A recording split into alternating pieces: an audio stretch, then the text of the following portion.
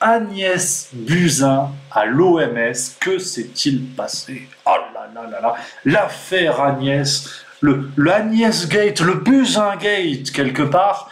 Qu'est-ce qui s'est passé? Comment Agnès Buzyn, après une gestion de crise discutable. Ouais, je choisis un mot tranquille. On va monter, faut s'échauffer parce qu'après on risque le claquage et tout ça. Donc voilà, une gestion de crise discutable. Comment fait-elle pour atterrir à l'OMS, l'Organisation mondiale de la santé? Alors on va suivre on va remonter un petit peu le parcours d'Agnès Buzyn, pas à partir de sa naissance. Parce qu'à un moment donné, à 20h, il y a Stade 2, donc faut pas déconner. Mais on va remonter à octobre 2017, ça va être le point de départ de cette première partie. Qu'est-ce qui s'est passé en octobre 2017? J'en vois qui disent oui, Guingamp a gagné 2-0. Non, ça n'a rien à voir, c'est pas le sujet, on parle d'Agnès Buzyn. Donc si déjà il y en a qui sont perdus, vous allez au fond de la classe, vous faites des coloriages. Voilà, comme ça on sera bien. Donc, octobre 2017, déjà à ce moment-là, un petit scandale pointe le bout de son nez. To point the boot of nose. Yves Lévy, qui est le mari d'Agnès Buzyn, est à la tête de l'INSERM, une des grandes institutions scientifiques françaises, et Agnès Buzyn est nommée ministre de la Santé. Paf, paf, paf, il y a embrouille. Il y a embrouille parce que forcément, ils sont tous les deux à la tête du pouvoir. Et à table le soir autour du gigot, à un moment donné, tu commences à t'échanger des tuyaux. Tiens, moi aujourd'hui j'ai fait ça, et toi, écoute, je sais pas. Et donc bon, forcément, à ce moment-là, on commence à redouter un conflit d'intérêts d'une certaine manière. Oui, parce qu'ils s'échangent des infos.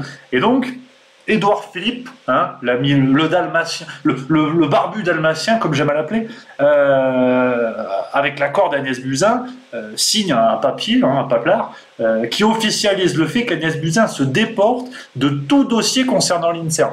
À un moment donné, normal, elle ne va pas prendre des décisions sur l'organisme géré par son compagnon. Jusque-là, on est d'accord. Sauf qu'en octobre 2017, c'est la date que je viens de te citer, tu vois, il y a quelque chose qui fonctionne.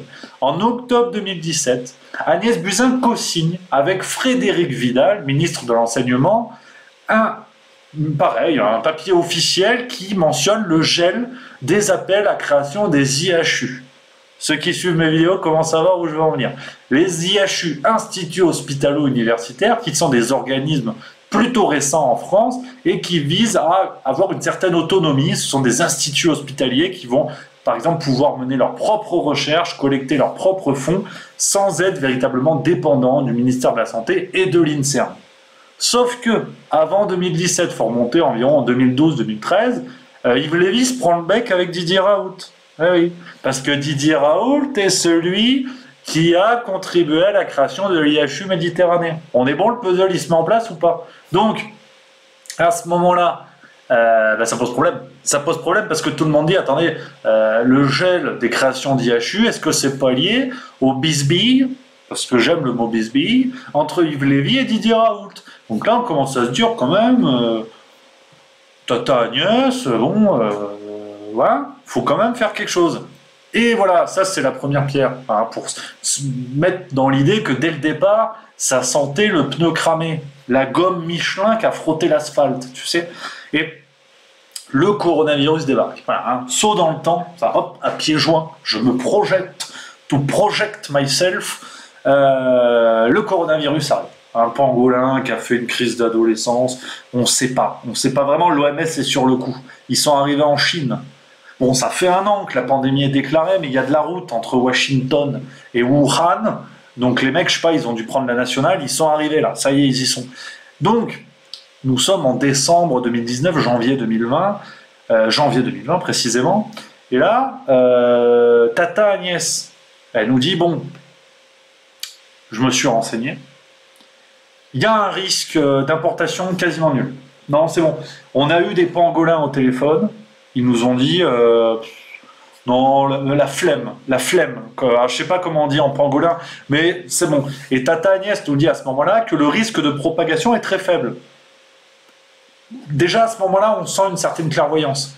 C'est-à-dire qu'elle peut ouvrir son cabinet de voyants. On est pas mal, parce qu'effectivement, le risque de contagion était faible. On était pas mal. On continue à avancer un petit peu dans le temps. 26 janvier. 26 janvier 2020, Tata Agnès, pareil, nous dit aucune raison d'aller acheter des masques. Sauf pour Carnaval. Bon, ça, elle l'a pas dit, c'est moi qui le rajoute. Mais quelque part, c'était sous-entendu. C'était sous-entendu. Hein, aucun intérêt d'aller acheter des masques, vous emmerdez pas avec ça, on est bon. Et donc, tu vois, petit à petit, se mettent en place les pièces du puzzle. Et puis, on arrive gentiment au 25 février. Le début des petites manœuvres politiciennes, tu sais. Agnès Buzyn accuse Anne Hidalgo. Ouh là là. De n'avoir eu aucun contact. C'est-à-dire, Agnès Buzyn accuse la mairie de Paris de n'avoir eu aucun contact concernant la gestion de crise. Quand tu t'attaques à Anne Hidalgo, faut avoir des triceps solides. Et Anne, elle a répondu du tac au tac. À l'ami Hidalgo de la Mancha, elle a publié les échanges de mails pour dire à Agnès, c'est pas au vieux bonobo qu'on apprend à faire des chabites, tu vois. Et donc, forcément, déjà, on a eu un nouveau mensonge d'Agnès officiel, un mensonge là officialisé par Anne Hidalgo. Donc là c'est compliqué. Et tu sais, tu commences à te dire, bon, quantité de casseroles d'Agnès Buzyn, moi je connais des cuistots qui aimeraient bien l'avoir, ce nombre de casseroles pour cuisiner. Bon, le jour où les restos seront ouverts. Et on continue. Alors bien sûr, tout ce que je vous dis, vous connaissez la maison. À la fin du live, je publierai toutes les sources dans la description de la vidéo. Comme ça, on est peinard. Je n'invente pas. Je peux pas, de toute façon. Donc voilà. 17 mars. On continue. 17 mars. Alors là, oui, ça vous connaissez sûrement cette date. Agnès Buzyn fait un interview au Monde. Ouh là là. Interview confession. Ah là, elle se confesse. Elle se fait tout ce qu'il faut. Elle dit qu'elle a averti tout le monde dès le 11 janvier. Dès le 11 janvier, elle a averti tout le monde qu'il allait se passer un truc. Alors que le 26, aux Français, elle dit risque de propagation nul. Mais bon, après ça, c'est le calendrier, des fois, c'est chiant. Et elle nous dit également que le scrutin des municipales n'aurait pas dû se tenir. Pourtant, il y allait la fleur au fusil, auréolé de son magnifique 13,62%. On appelle ça une Manuel Valls dans le métier. Quand tu prends une raclée pareille, tu réfléchis, tu dis tiens, j'aurais peut-être pas dû. J'aurais dû rester délégué de la classe, c'était bien. Et donc à ce moment-là, au Monde, Agnès a dit je me demande ce que je vais faire de ma vie. On imagine les sanglots des violons de l'automne. On imagine la voix éraillée, tu sais, d'Agnès qui se dit merde, je vais devoir aller bosser au McDo. Non, ça c'est les problématiques des gens pas comme Agnès. Tu sais, quand tu dis ce que je vais faire de ma vie, c'est déjà je vais aller pointer à Pôle emploi. Quand Agnès Buzyn dit ça, elle sait que tranquille, on est bien, tu vois. Et c'est normal, quand tu fréquentes des lieux de pouvoir et des gens de pouvoir, tu vas pas finir au kebab à Sochaux à demander salade tomate oignon aux gens. C'est pas possible. Tu vas avoir un poste de pouvoir limité, mais tu vas en avoir. À un moment donné, c'est normal. Et donc, on continue. Octobre 2020, là encore un saut dans le temps, jump in the temps. Octobre 2020, perquisition. Et vous allez voir, voilà, retenez tout ça parce qu'il y a de la réflexion, c'est important. Octobre 2020, perquisition. Perquisition, Agnès Buzyn est perquisitionnée chez elle, à son domicile, tout comme Olivier Véran et d'autres. Une enquête menée par la Cour de justice de la République pour le motif abstention de combattre un sinistre. Donc là, ça commence à être musclé. Cour de justice de la République, c'est pas le procureur de Vaux-en-Velin qui fait du zèle. Et tu vois, cette enquête, on se dit, bon, c'est peut-être le point de départ de quelque chose d'important. Et pas tant que ça. Parce que depuis les perquisitions, on n'a eu aucune nouvelle. Zéro. Vraiment, allô non, ça répond pas. Ça répondait pas, on ne sait pas pourquoi. Et 5 janvier 2021, la grande nouvelle, la grande date, Agnès Buzyn nommée à l'OMS, chargée du suivi des questions multilatérales. C'est pas que à droite, c'est multilatéral. C'est-à-dire que c'est un peu comme une baie vitrée. Multilatérale. Elle peut regarder de partout. Elle est chargée des questions. Chargée des questions multilatérales. Auprès du directeur général de l'OMS, alors là, accrochez-vous à vos shorts, Tedros Adhanom Ghebreyesus. C'est son nom. C'est son nom. C'est le nom de l'individu, Tedros. Bon, on va l'appeler Tedros. Moi, j'aime bien, il y a un côté compote. Tedros, la force du fruit, évidemment. Donc, on va l'appeler comme ça. Et donc, Agnès Buzyn intègre l'OMS en Suisse, oui, à Genève. Et la question se pose, va-t-elle profiter d'une immunité diplomatique qui pourrait remettre en cause toute l'enquête qu'il y a sur elle, enquête menée par la Cour de justice de la République, comme je vous le disais. Alors là, j'ai cherché, j'ai mis mon nez dedans, comme un teckel ratier. J'ai cherché, et les médias ont apporté des éléments de réponse, notamment LCI, le 10 janvier 2021. Là encore, je vous le mettrai en source, enfin dans la description, à la fin. Et LCI nous dit non. L'immunité, elle va l'avoir, on est d'accord, mais seulement dans le cadre de ses fonctions à l'OMS. Ça n'est pas rétroactif, elle devra répondre devant la Cour de justice de la République. Moi, j'ai confiance en les médias, donc j'ai dit LCI, d'accord. Mais j'ai quand même cherché encore un petit peu, parce que c'est vrai que globalement, tous les articles que j'ai pu trouver des médias français, en tout cas, disent non, c'est tout bon, elle aura l'immunité, mais dans le cadre de ses fonctions. Moi, je crois. Mais j'ai regardé et je suis tombé sur les conventions de Vienne entre 1961 et 1964. Alors comme ça, c'est vrai que c'est pas intéressant, hein, on dirait un discours de Jean Castex. Mais pourquoi je vous parle de ça? Parce que ces conventions de Vienne ont fixé les règles des privilèges diplomatiques et notamment de l'immunité diplomatique pour tous les diplomates à travers le monde. Et ces conventions sont encore aujourd'hui en vigueur. Alors je les ai lues. En plus, moi j'aime bien l'Autriche.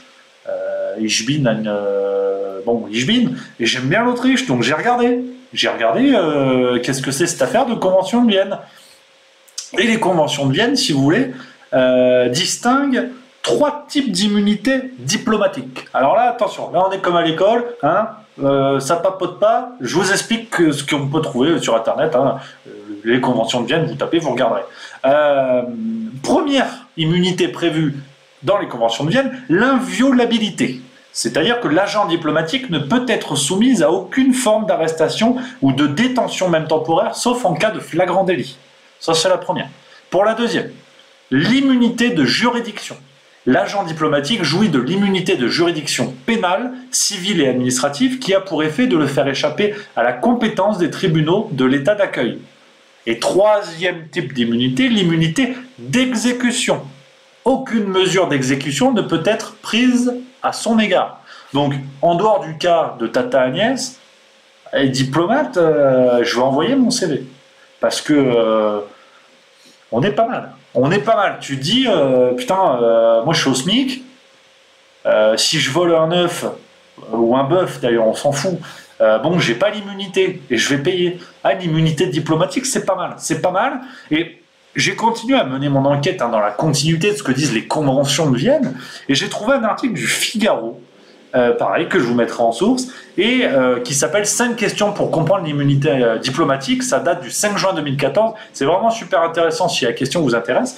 Et dans cet article, on peut lire que dans le cadre de cette immunité, la correspondance officielle et les valises diplomatiques sont inviolables.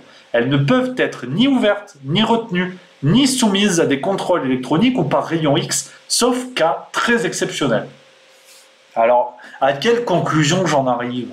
Ouais, parce que vous connaissez, j'essaie d'être malin. Alors d'accord, le jugement est possible, hein, comme l'a dit LCI. L'immunité d'Agnès Buzyn à l'OMS ne compte que dans le cadre de ses fonctions à l'OMS. Jusque-là, on est d'accord. Mais quid, parce que je dis quid, quid du statut actuel? Eh oui, parce que, par exemple, cette affaire de correspondance officielle ou de valise diplomatique, si dans... Attention, alors là c'est de la science-fiction. Là, en ce moment, je suis en train de lire The Witcher, tu vois. Bon, on s'en fout, et j'aime bien la science-fiction. Donc, c'est une supposition que je soulève, qui est peut-être complètement tirée par les cheveux, ou capillotractée, j'ai envie de dire. Mais je la soulève quand même, parce que j'aime bien soulever. L'immunité d'exécution, hein, je répète, aucune mesure d'exécution ne peut être prise à son égard. Ça veut dire quoi? Si elle est condamnée, alors d'accord, la condamnation porte sur son ancienne fonction, mais l'exécution de la condamnation va porter actuellement, alors qu'elle est diplomate pour l'OMS. Donc dans ce cas, comment qu'on fait? Alors elle est bien la question, hein? Et j'en voyais qui ricanaient dans leur coin. C'est sérieux. Donc il y a une vraie question qui se pose dans le cas d'Agnès Buzyn. Cette immunité, d'accord, elle est là, mais comment ça fonctionne précisément? Voilà, je pose la question. Donc moi, voilà, si vous avez des idées, vous mettez en commentaire, mais je pose la question. J'aimerais quand même bien des réponses en tant que citoyen. Parce que là, l'immunité, déjà l'immunité face au coronavirus, on a du mal. Alors face à tout ça, maintenant, moi je sais pas. Donc voilà, et puis pour finir cette première partie, hein, une autre question, hein, là encore on soulève la question, quand on regarde le parcours d'Agnès Buzyn sur ces 2-3 dernières années, même s'il y a eu bien sûr des réussites politiques, on ne peut pas non plus dire qu'elle a tout raté, il ne faut pas déconner, hein, c'est pas Sibeth Ndiaye, mais il faut quand même considérer que l'OMS embauche une personne qui globalement a raté la gestion de crise sanitaire. C'est quoi ce recrutement? Genre l'OMS a la même politique de recrutement que le PSG à l'heure actuelle. C'est-à-dire le mec a mis un but en 42 matchs. Lui, moi je veux lui. Je veux lui, on va mettre 100 millions dessus. C'est un peu la même chose. Donc là, comment qu'on fait? Là encore, comment on fait? Je pose la question sur cette première partie Agnès Buzyn à l'OMS.